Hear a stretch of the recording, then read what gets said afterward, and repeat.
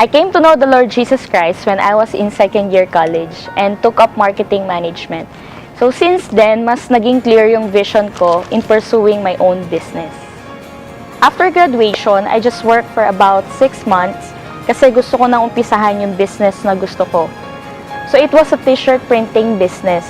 During that time, malaki yung demand ng business. So I have so many clients.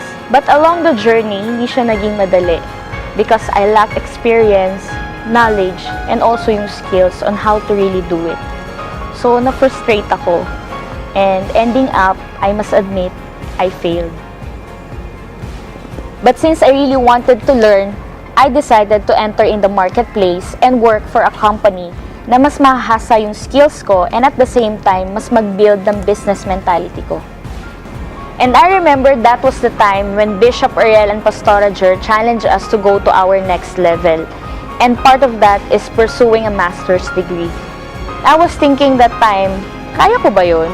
Or do I really need to have a master's degree? But then, I came to a point na na-realize ko that I have fear of failure in the past.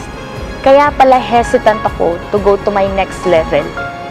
Buti na lang, I was so thankful and very happy na with continuous encouragement and motivation of our leaders, I was able to took the challenge.